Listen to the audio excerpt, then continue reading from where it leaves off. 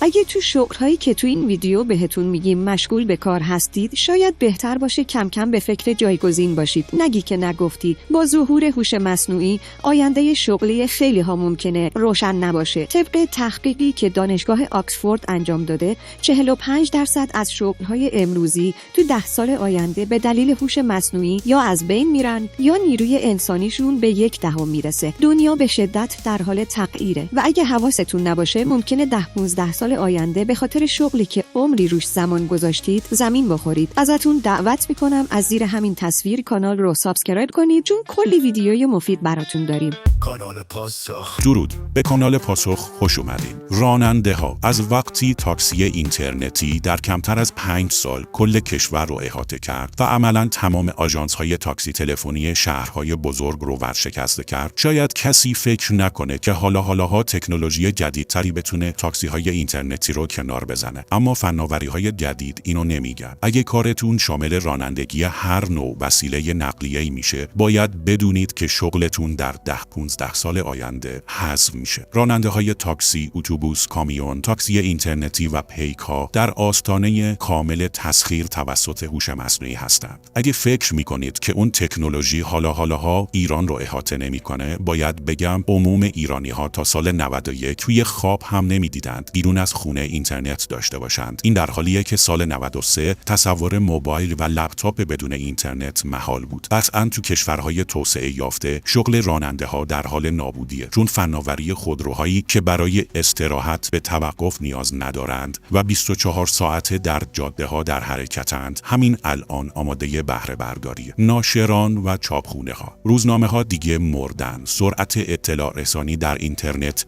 به حدی بالاست که کسی منتظر نمیشه فردا صبح یه سری خبر که 2 ساعت بعدش دیگه کهنه شده رو از روی کاغذ بخونه. نشریات سنتی در حال تلاش برای بقا هستند. مردم دارن عادت میکنن که خوندنی‌ها و آگهی‌ها و حتی تبلیغات و پوسترها رو از قاب موبایلشون ببینند. در 10-15 سال آینده حتی تو ایران هم 90% چاپخونه‌ها و ناشران شغلشون رو از دست میدن. گرافیست‌ها و متخصصان جلوه‌های ویژه. پیشرفت هوش مصنوعی در حوزه ارتباطات تصویری به حدی زیاد بوده که به نظر میرسه با پخته‌تر و کاملتر شدن هوش مصنوعی در این زمینه‌ها به زودی در 10 سال آینده متخصصین خلق جلوه‌های ویژه تصویری و گرافیست‌ها به میزان قابل توجهی شغلشون رو از دست میدن. از این رو خیلی از مردم و مشتری‌ها هم برای آماده سازی طرح‌های تبلیغاتیشون دیگه به شرکت‌های تبلیغاتی نیاز نخواهند داشت و با توجه به حذف کاغذ و گرایش مردم به دیدن مطالب در موبایل‌ها و همچنین تسهیل شدن طراحی‌های گرافیکی و ویدیویی برای عموم، تعداد زیادی از شرکت‌های تبلیغاتی هم شغلشون رو از دست میدن.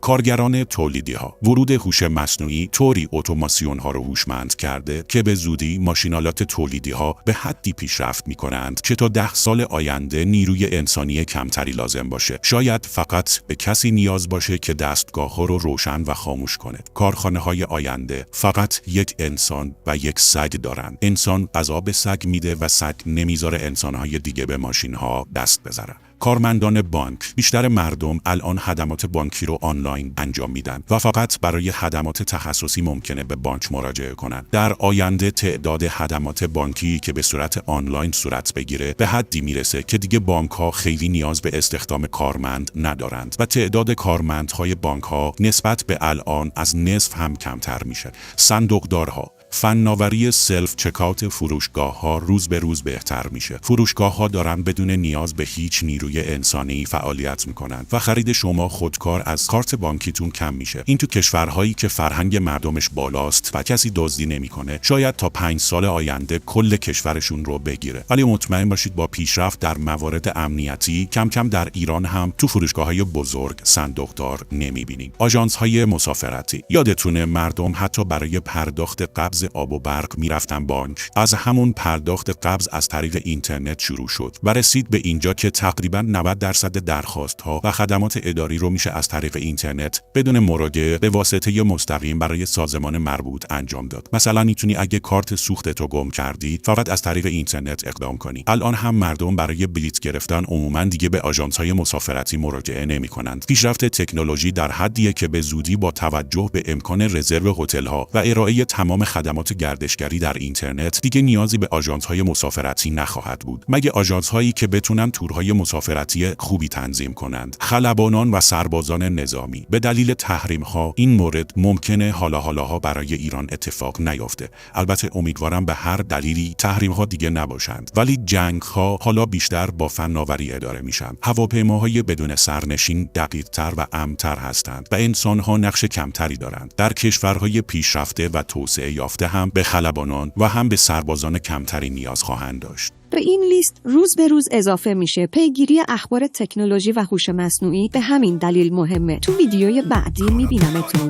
کانال پاسخ.